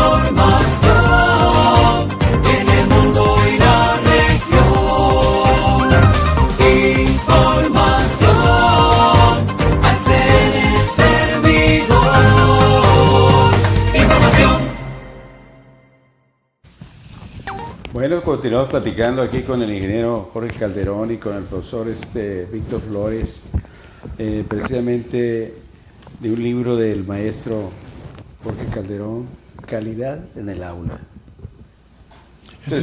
Hay como unas 8 ediciones o 9 ediciones en el país. Sí. ¿En qué año fue editado? Hace como unos 5 o 6 años. Fíjense, 7. Calidad en el aula. Ole. No sé. Es un libro que... Le dimos vuelta en todos los tecnológicos. ¿Sí? Todos los tecnológicos existen. Fíjense, esto hace falta que los compañeros maestros, de todos los maestros que se inician en el servicio o que ya están... De todos los niveles. De todos los niveles que se pongan a leer, documentarse, porque hay tantas cosas que uno... a pesar de los años de servicio, no las conoce. Me da tristeza Perdón la que le interrumpa. Me da tristeza saber que en Tijuana hay 35 universidades y en ninguna dan capacitación de este tipo. Hombre, 35 y no dan en... Sobre el libro, te comentaba la plática que tuve con él antes de que este gobierno entrara. Platiqué con el licenciado Santillán, con Javier, y le mencionaba que estamos desperdiciando un hombre, un maestro, que puede preparar cuadros, que puede preparar los maestros de las distintas instituciones o a nivel superior, que es el ingeniero Calderón. Tiene en su casa, yo lo acompaño, yo voy con él, estamos por ahí, y hay libros varios, e inclusive, pues ahí tenemos como cerca de 1,500 libros de estos. ¿Ah, sí? Sí, pero yo los he presentado algunos y les interesa, pero no nos dicen, no nos dices, no. Tienen miedo. Al cambio, sí. Tienen miedo al cambio. ¿Eh? En todos lados, incluyendo el tecnológico, ¿eh? Sí. Incluyendo el tecnológico, en la universidad. En la universidad está esta muchachita con mi alumna, la Peraló que le decíamos nosotros. Es autora, no quiso ser directora, pero es una mujer extraordinaria. Extraordinaria como profesionista, como doctora y como maestra. Pero no la apoyan, porque creen que se va de todo esto. Y de esto hay en cada universidad, yo creo que hay como unos 15 ediciones con diferentes, con mi nombre, todas tienen mi nombre. Fíjate, pero no cabe duda que Tijuana marca la pauta en muchas cosas. Sí. Pero hay mucha improvisación educativa en Tijuana. Cualquiera que tiene dinero pone una universidad. Sí, he visto muchas universidades que pues nunca las he oído mencionar. Pero voy a mencionar una universidad que tiene mucho prestigio aquí. Fuimos, Fernando y yo, y pues nos dijeron, qué interesante, déjeme, voy a estudiarla. Ya murió el director, vi, esta es una edición nueva, se la llevé allí. Sí, ahí déjemela. Ahí está, yo lo espero. Fue el 4 de marzo, ese día fue cuando me accidenté. Salía yo de la universidad decepcionado del tipo de universidad que dicen que son, pero del carácter que tienen para manejar la universidad. Y con ese descuido se atravesó un carro y entonces ya dije, ok, pues ahí muere ya. Ya si no es mi turno, no es mi lugar, hay que hagan lo que les dé su gana. No, pues esto hay que aprovechar el programa aquí de darle difusión, porque se necesita un cambio. Claro. Esta es mi hija. Ah. Mi hija actualmente es doctora en educación en la Universidad de Pensilvania. ¿En Pensilvania? Pensilvania. La doctora está, anda por Estados Unidos, le pagan por dar conferencias, 2 conferencias al mes. Le pagan $180,000 al año. Y ese es lo que... fue mi alumna. Sí. Es mi hija mayor. Y Fernando, ustedes la conocen aquí. Sí. Eso lo hicimos entre los 3. Ahora, ayúdenme para que ustedes brillen. Para que mi hija agarre tiene la herencia, le voy a dar el patrocinio de los 6 libros, solo. No, pues es que esto se necesita. Hay gente que no quiere que las cosas cambien, pues, quiere que estén en stand-by. O que cambien solas no cambian. No, solas no cambian, por eso está el país así. Estaba viendo yo un tren que se va se está trabajando para... Híjole, yo estuve en Dubái el año pasado. Tienen cada cosa que adelantados están los Emiratos Árabes. Todos los que están ahí, Qatar y Kuwait. Van a hacer un tren hipersónico, no sé cómo, que va a durar 12 minutos de Dubái a Abu Dhabi. 12 minutos. Y de Abu Dhabi va a ir hasta Omán. Híjole, es increíble. Increíble, pero pues, allá no andan con tanto protocolo, pues que los amparos, aquí como que amparo y que este, que el otro, y sobre todo digo por el Tren Maya, ¿verdad? Por decir algo. No, oye, no, ingeniero, pues Sí, yo fui a Japón en 1990, invitado, y desde entonces estuve un mes y medio en Japón, en 6 casas diferentes. Fui patrocinado por hubo un concurso, que el mejor instructor iba a ser el delegado para ir a Japón, a llevar un grupo, a ver cómo vivían los japoneses y por qué patrocinaron tanta cosa. Y a los 3-4 meses el curso fue en Chihuahua, el concurso. Y como los 6 meses me llega a mí una noticia de que yo había sido el electo por ser el mejor instructor del seminario, y que mi premio era jefaturar la excursión mexicana que iba a Japón. Y dije, bueno, pues viene. En eso se enferma mi mujer de cáncer y la interno, 1990 y 96, feria. Y me dijo, aquí déjame en el sanatorio. Le pedí a mi hija, una hija que tenía yo en Estados Unidos, se renunció, ella vivía allá al sur de Estados Unidos, y dejó y se vino a cuidar a mi esposa, y que es el agradecimiento que le tengo yo a mi hija. Sí. Y me dijo, vete tú, si es tu ilusión, vete a Japón. Me fui a Japón, estuve en 8 casas, de huésped en 8 casas, y los 8 regresaron a Guadalajara, a mi casa. Los ocho anfitriones que tuve para acá, uno ha venido 2 veces, y pues estudiamos todo esto, México y Japón. De esto yo lo quise contagiar. La Universidad de Guadalajara me aceptó muchas cosas que traje yo de Japón. La universidad de aquí no le interesó, de aquí. Si la Universidad Tecnológico tampoco les interesó. Digo, ok, ni modo. Yo cumplo con compartir lo que yo aprendí en Japón.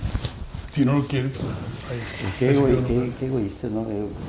Oye, tiene que venir alguien de allá de Suiza o de Finlandia para que le hagan caso. Cuando hay aquí gente muy preparada, pues aquí, que también se puede distinguir a nivel, como el caso del maestro, ir a Japón allá y convivir con 8 maestros de allá. No, pues felicidades, maestro. Pues no, aquí le vamos a hacer como spot.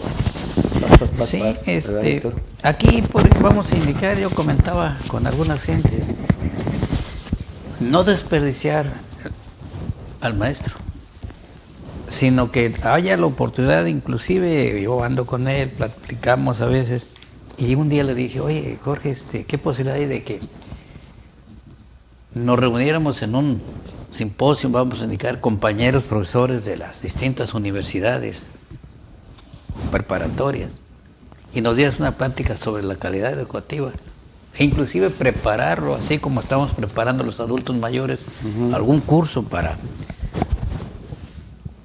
dice, cuando gusten y cuando quieran. Ahí está la posibilidad. Desgraciadamente, o no tienen tiempo, o no quieren, o no desean el cambio. ¿Verdad que quiero ir? Funcionarios ineptos, pues. Ineptos es la realidad. Bueno. Las universidades ahorita están luchando por el presupuesto, pero no hacen nada por mejorar. Nada más tiene el recurso. El recurso, sí. No, es que los países, pues usted maestro sabe, países como Singapur, que estaba igual que nosotros en los 50, digo, pues China no se diga, pues cómo estaba. Japón, a pesar de lo que tuvo, Alemania, perdón, uno Alemania, y bueno, yo cuando fui la primera vez, quiero ver algo de la Segunda Guerra Mundial. Ya fíjese en Japón llega uno, vente a mi casa, el huésped de mi casa, no nos dejaron gastar un solo centavo. No. Entonces cuando vienen aquí, yo se las devolví. No. Vente a mi casa, o sea, y te pasé por todas partes, en cuanto gastar ni un centavo. Y Porque correspondiendo a cómo fui tratado. A la hospitalidad. la hospitalidad, porque hay un doctor que... Y aquí que iba allá. el rector no tiene tiempo de platicar con uno. Que es un... Vamos a venir a hablar algo de eso. Eso no nos interesa. Es que a veces... Yo ya me quité la idea de andar visitando escuelas. ¿Quieres saber cómo eres? Sí. Es que ingenieros nomás están en el primer peldaño y ya sienten como que van a volar. Y si están en el otro y están acá, terminan de ahí y se acabó el corrido de que hayan sido rectores. No bajan. Pues vamos a una breve pausa y regresamos porque traen un proyecto buenísimo. El ingeniero Jorge Calderón y Víctor Flores Orozco. Así Voy a cambiar es. apellido.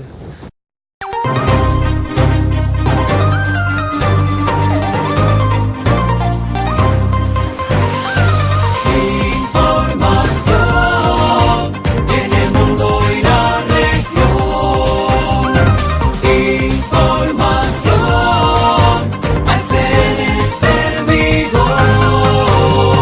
Información.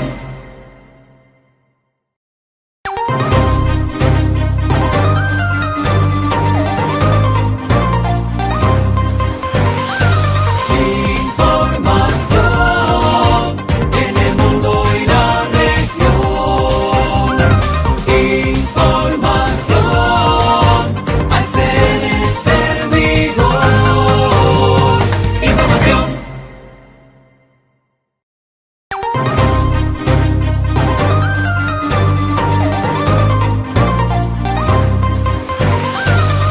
Información en el mundo y la región.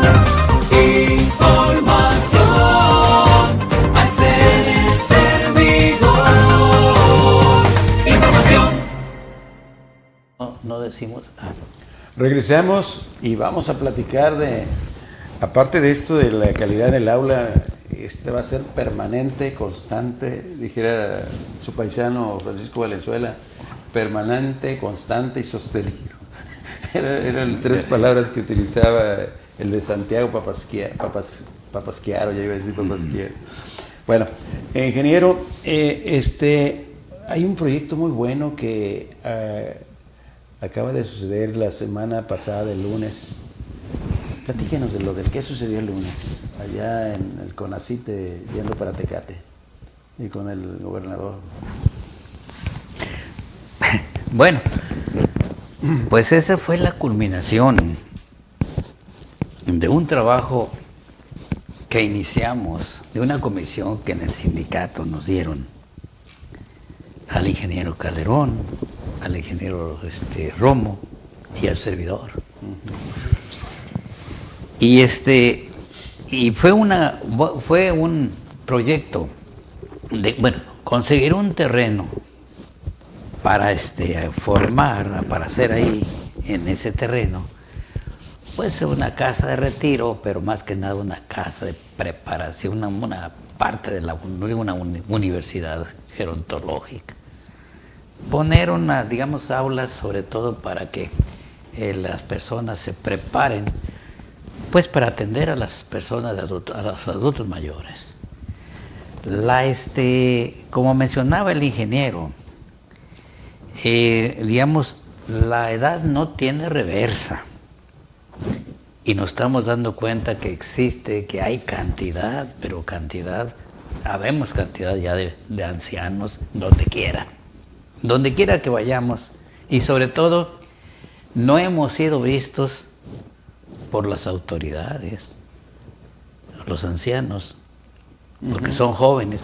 No han sido vistos, vamos a indicar, ni los invidentes, ni han sido, ¿cómo se llama? Bueno, las autoridades no se han preocupado por, de veras, hacer unas cosas que valga la pena. Vamos a indicar.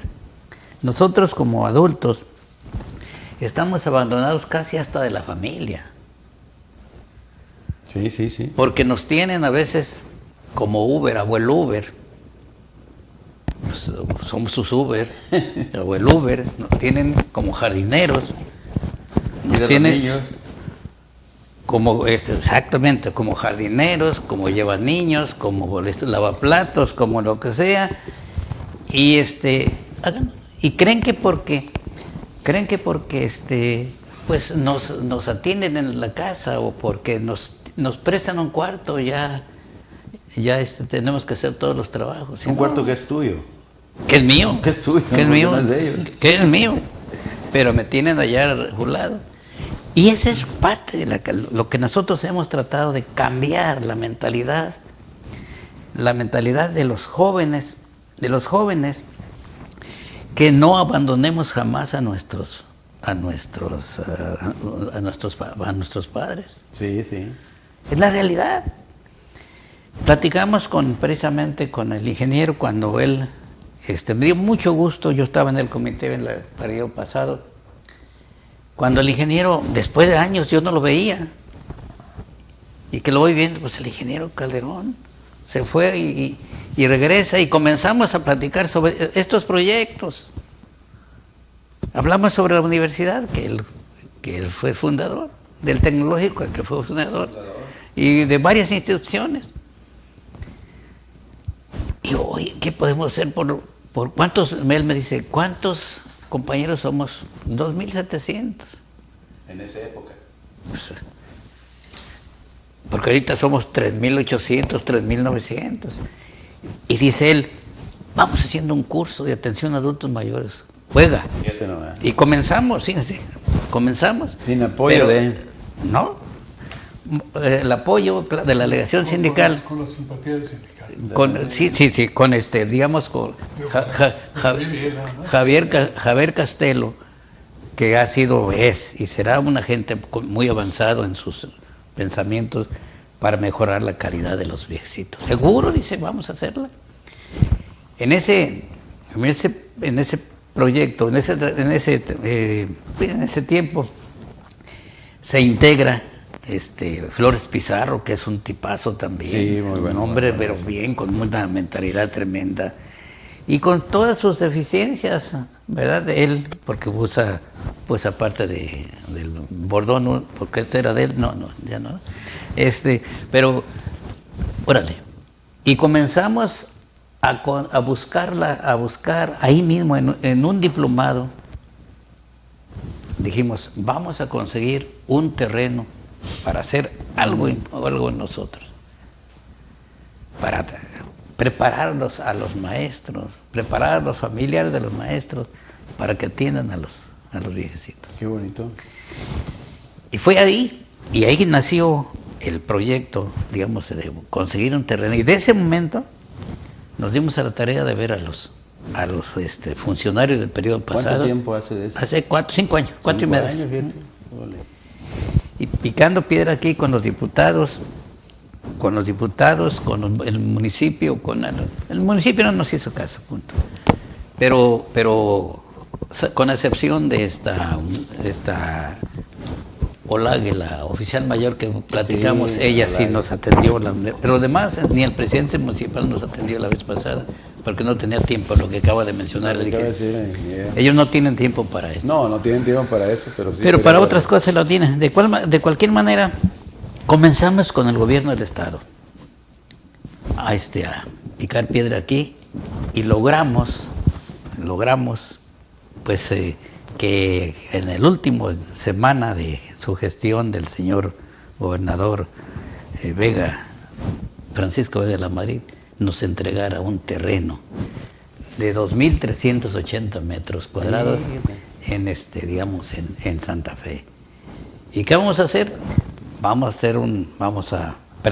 Se pretende pues hacer allá un lugar pues para preparar a los personas, digamos, a los familiares de las gentes, atender a una universidad. Entonces, Qué bonito. La Universidad Gerontológica. En todo el país va a ser la primera. Es la primera. En todo el país. En Hay otro- muchos particulares muy caras, Muy caras. imposibles concebirlas. Dicen, ¿no? Y esta, Hay espacios para cuidar viejitos que cuestan 10,000 pesos mensuales. sí, Y no son educativos. no reúnen lo que debe ser, ¿verdad? Aquí mismo en Serena, pues hace mucho esfuerzo, muy bonito, pero 5,000 pesos mensuales que nos pagan. No, sí, No. Más. esa labor que se está haciendo, digo, está pues bastante, mucho trabajo que se va a realizar, pero hay la cuestión de que el espíritu de que se va a llevar a cabo, Sí. se va a llevar a cabo, porque habrá que, como dice el ingeniero, habrá que tocar puertas aquí y allá. Sí, y sí, si, señor. Y si no, pues nos vamos al campo de golf, porque ahí van a jugar los funcionarios, o allá a los casinos, porque es la clásica, ¿no? Pero sí, yo siento que va a ser con el esfuerzo de todos los que se va a formar, sí se va a lograr el objetivo. Sí, Así sí, como sí, se sí, logró esto. sí. Yo siento que hay que tocar puertas. Alberto Limón no quería, decía, no, yo no sirvo para nada. Y después de mucho rogarle, porque fue mi cliente, su mamá fue mi clienta. Sí. Y por medio de su mamá conocí a Alberto. Y por medio de Alberto conocí a Chato Fimbres. Bueno, los convencí después de mucho rogarles de que fueran parte del patronato. Y Alberto Limón aceptó siempre que fuera yo su secretario. Y que hiciera los discursos y todo. Sí, porque no. Con mucho gusto. Y ahí se hizo el primer patronato, tiene 50 años el patronato. Híjole. Y no se imaginan la cantidad de millones que ha juntado el patronato. Pues es cuestión de Ay. Y ahí está funcionando. Ahí. Actualmente es Alejandro Limón, en esa época no tenían ni las pisos, ¿no? Pero ahorita ya Alejandro usted fue guerrero, pidió una ayuda para hacer una cancha. Y dice, ¿cuánto es? 4 millones de pesos. Ahí está el cheque. Qué bonito, Nosotros pero queremos unos patronatos así que diga cuánto cuesta el edificio que van a querer. 4 millones, aquí están. Pero sí se puede. ¿cómo no? Ahora. Pero con gente Pero hay que hacerlo, ¿no? y gente que esté, sí, Que esté convencida. que esté convencida. Aquí nos está Es sobre el terreno. sobre el terreno. Sobre el terreno ¿Qué tienes ahí, profe Víctor? No, pues este es un proyecto que tenemos, proyecto. pero lo dejamos acá, esto no. Pues pero aquí está, tengo aquí una copia, es una copia una copia de la donación, de la donación. de la donación del terreno, y dice así, vamos a leer una partecita aquí. Dice que el inmueble identificado como lote 33 manzana 501 del fraccionamiento Estrella del Pacífico con la clave catastral 501-033, ubicado en el municipio de Tijuana, Baja California, el cual es propiedad del gobierno del estado de Baja California y se encuentra inscrito en el registro público de la propiedad y de comercio de esta municipalidad, bajo partida 604-2252, sección civil, de fecha 27 de diciembre de 2016, mismo que cuenta con una superficie de 2.350 metros cuadrados. Y da las colindancias aquí. Aquí están hablando de que entre los puntos, por lo que de acuerdo a la instalación del Plan Estatal de Desarrollo 2014-19 en su eje 1 denominado Desarrollo Humano y Sociedad Equitativa, en el subeje 1.4 Rehabilitación para Personas con Discapacidad y Medicina Social. Digo, oye, los términos que utilizan ahora están medio rimbombantes, ¿no? Pero bien. Establece como objetivo de la Administración Pública Estatal el integrar a las personas con discapacidad e incorporarse al desarrollo a fin de garantizar el pleno respeto y ejercicio de sus derechos, la igualdad de oportunidades y la equidad en el acceso a los servicios de salud, educación, capacitación, empleo, cultura, recreación, deporte, infraestructura y todo aquello que en su conjunto contribuye al bienestar, que es el ingeniero, y mejora de la calidad de vida, así como la difusión de la nueva cultura de la integración social basada en el respeto y la dignidad. Y aquí está, no, de modo que estemos hablando en sentido figurado. Aquí están los papeles. Y el cuarto dice: queda bajo la responsabilidad del Sindicato Nacional de Trabajadores de la Educación el cumplimiento de las obligaciones siguientes. Número 1, el cuidado, vigilancia, conservación y mantenimiento de los inmuebles. Número 2, el pago de mejoras, derechos y servicios públicos y privados. Enviar cada 6 meses un informe por escrito a la Oficialía Mayor de Gobierno detallando el uso y condiciones del inmueble en cuestión. Mexicali, Baja California, 2 de octubre de 2019, atentamente el subsecretario de Administración Luis Armando Carrasco Moreno. Pero este terreno se entregó con la presencia del gobernador Francisco Vega de la Madrid, al comité. Sí.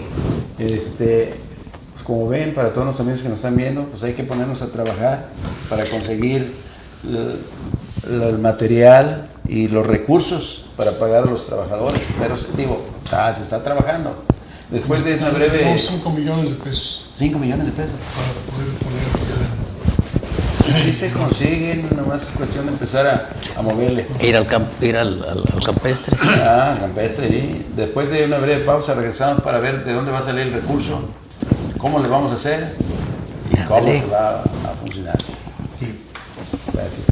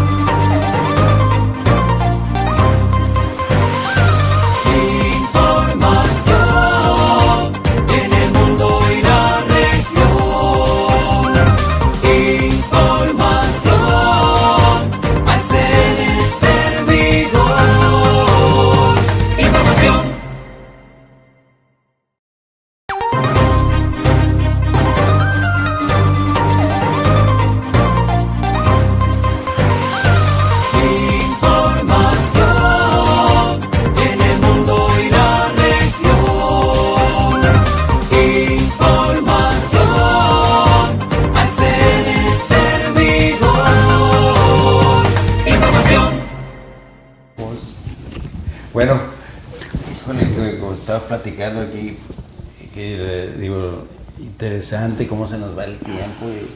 Y yo que estuve ahí en una cuestión de resonancia, híjole, se me hizo el tiempo. Bueno. Como quería que pasara como aquí. Bueno, pero el tiempo lineal no es el mismo. No, pero aquí está sí, aquí es un tiempo. ¿Qué vamos a hacer? Bueno. Vamos a hacer, ¿qué se va a hacer? ¿Qué vamos a hacer para empezar a trabajar? Yo creo que primero conseguir que Javier jefatúe. Porque con Javier se puede hablar. Con él se puede hablar, él entiende, porque él es el patrocinador de los diplomados y de todo. Él nos hizo caso. Escuchó lo que queríamos, gracias a Víctor, que fue nuestro manager, y sigue siendo nuestro manager. Y nosotros tenemos que acompañarlos. Si no nos hacen caso, ya nos retiramos, pero él nos busca, nos papacha, y estamos trabajando. No, es que Víctor es un pivote muy bueno. Excelente.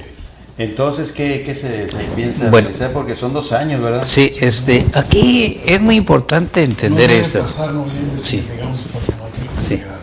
Es muy importante entender esto, que este terreno está, digamos, donado, prestado, o ¿cómo se llama? Está pues, vamos a indicar, tiene un nombre muy especial, al Sindicato Nacional de Trabajadores de Educación. Ahí tiene que entrarle desde el Comité Nacional, el seccional, y todos nosotros, los profesores, todos activos y, digamos, para construir lo que queremos. Vamos a indicar eso. Es una realidad. Esta es una realidad. Punto. Tenemos que luchar por una cosa. No es un geriátrico. Es un instituto gerontológico para educar a la gente a que aprenda a ser viejito. Esa es la filosofía con la que se está moviendo. Pero rápidamente muchos lo quieren ver, porque bueno, ya llevan un ejército militar, ese no es. La cama 13. Sí, en la cama 13. Va para fulano. Inclusive todos nos dijo, qué bueno que ya van a hacer, porque yo ya vendí mis propiedades, ya se las repartí, ya no tengo ya para irme para allá. Qué bárbaro. Todavía eso es falta. Lucha que tenemos que sí, y entonces ahí vamos. Sin pelearnos, porque ya no estamos para pleitos a esta altura. Hay que concientizar a la gente. Concientizar a la gente de que no es la cama 13 que ya la tengo reservada. Por eso, si tuviéramos un presidente del patronato como Javier sería ideal, porque se puede platicar. Correcto, y sí que bueno, porque es cuestión de trabajo, ahí no es cuestión de No. No es cuestión de buscar líderes, como dicen, que venga fulana de tal, pero no. Ese patronato tiene que ir con un notario público, ¿verdad? Sí. Es el que nos tiene que avalar para salir a pedir dinero. Así es, efectivamente. Si no tenemos un ejemplo de honradez, de probidad, de todo, de miras. Aparte de eso, tiene que estar registrado ante el SAT, ¿verdad? Todo. Para dar informes allá. Todo. Sí, no, si no es una cosa. Tenemos que ir a patrocinarlo, igual que hicimos el tecnológico, igual que hicimos la universidad, con los papeles en la mano, pero no es dinero para nosotros. Sí, claro. Los cheques no van para nosotros, va para el patronato. Ingeniero, esto es como, por ejemplo, en el curso Rotario, si alguien da un recurso, se les tiende un documento para que... Para eso sirve. Los impuestos, ¿verdad?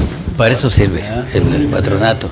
El patronato tiene que tener vigencia, tiene que tener... O sea que para todos los que nos están viendo en estos momentos, y que fueron alumnos de muchos maestros, que son 3.800 maestros jubilados federales, y aunque no hayan sido alumnos, porque muchos a lo mejor vinieron de allá del sur, pero tuvieron sus maestros, y los recuerdan con cariño. Entonces lo que se está haciendo aquí es hacer algo, como sucede siempre en Tijuana, es extraordinario, en que aquí suceden muchas cosas que se van al centro del país. Pero que gracias a lo norteño, como dijo hace rato, al carácter norteño de aquí, que las cosas se hacen y como es una, de aquí es gente de todo el país y del mundo, ¿verdad? Es otra manera de pensar. Hay que buscar gente que escuche. Que escuche, exactamente. Pues, hay gente que es extraordinaria para estos lugares aquí, hay tijuanenses, los conocemos hace 60 años. Sí, porque digo que hay y si no están sus hijos. Están sus hijos, sí. Y algunos que fueron alumnos nuestros. Sí.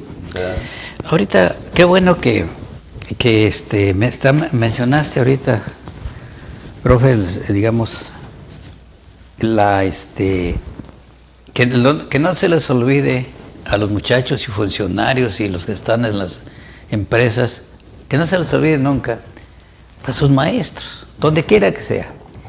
Y yo quiero en esta tarde, en esta mañana, hacer un reconocimiento muy especial para aquellos muchachos que el gobierno del estado, que algunos fueron alumnos de la preparatoria Lázaro Cárdenas, pero más que nada aquellos muchachos que hicieron suyo en nuestro proyecto de conseguir el terreno, entre ellos al licenciado Francisco Benítez, de la oficialía, digamos, mayor, la oficina del gobernador aquí.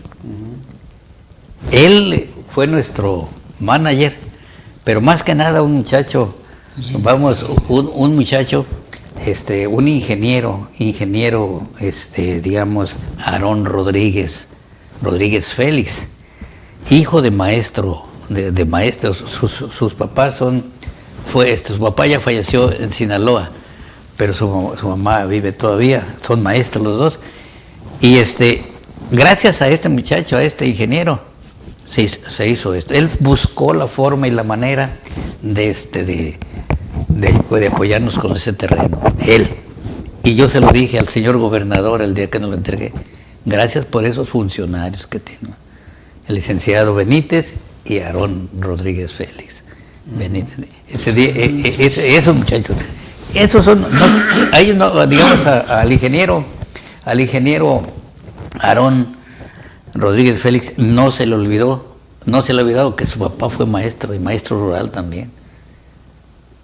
Así es de que, oye, qué bonito. Yo siento, digamos, ojalá que todos los exalumnos, ¿verdad?, jamás olviden eso. Y ahora con el nuevo gobierno que acaba de entrar, pues hay muchos exalumnos de la Preparatoria Federal. Sí, hay muchos. Hay que tirar piedra con ellos. Sí, no sí. vayan a decir que no. No, claro, ahorita, y ahorita es que hay que pedirles a ellos. Hay que, ¿verdad? Así como cuando te pedían que los ayudaras. Bueno, es otra cosa. ¿Qué te parece? es otra cosa, ¿verdad? Pero sí, yo estuve platicando con uno el otro día, y dijo que sí iba a cooperar. O sea que hay gente que, como dice el ingeniero, yo no sé hablar, pero si usted me me escribe el discurso. Y gente que llegó como... yo he leído la historia por ejemplo, de los Fimbres, De Calete. De Calete. ¿Qué de Calete? De Alberto Limón, porque estudié inclusive ahí en la colonia Escuela de Roque, los Limón ahí estudiaron. Y así como ellos, hay mucha gente que a base de esfuerzo, de esto, lo otro, hicieron sus recursos. Y están dispuestos a ayudar. Sí. Ayudar. Sí. Todo es cuestión de, como es ingeniero, nos va a dejar una tarea allí. A ver, órale, fulano, órale.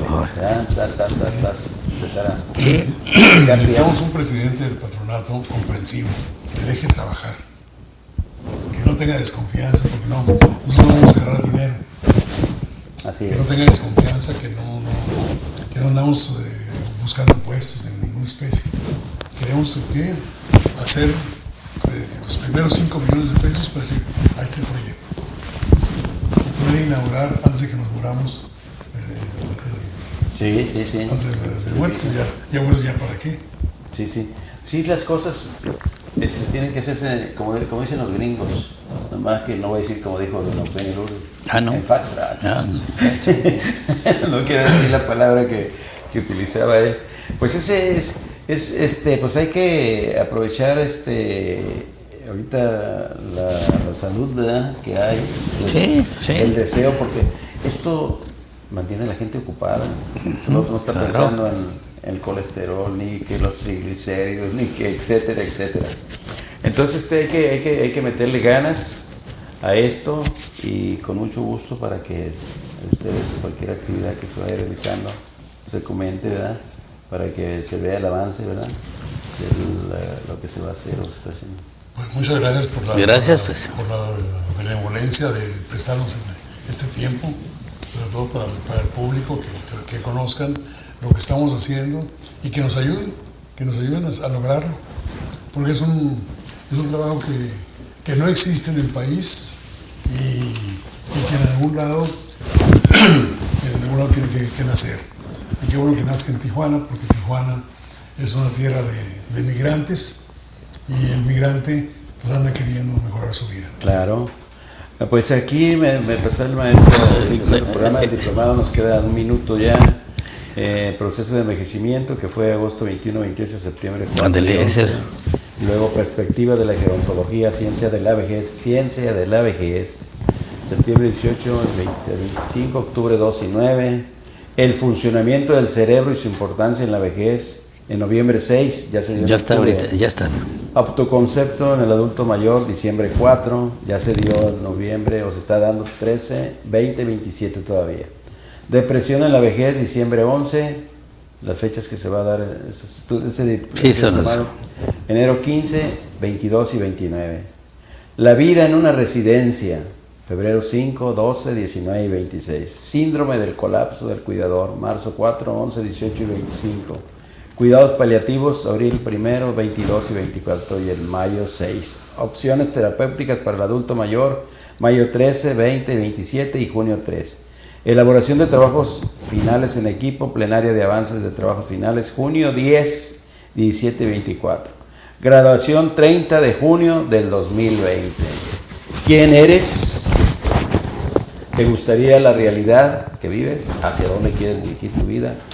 Muy interesante, muy interesante. La inscripción son de 300 pesos, cooperación. Es una cooperación para los cafés ahí, las galletitas, ¿verdad?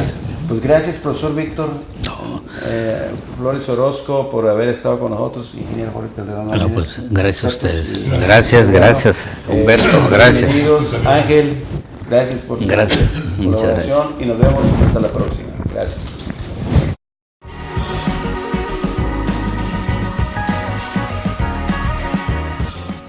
Cultura, estilo de vida. Hablemos de todo un poco. Viernes de 9 a 11 de la mañana por afntijuana.info.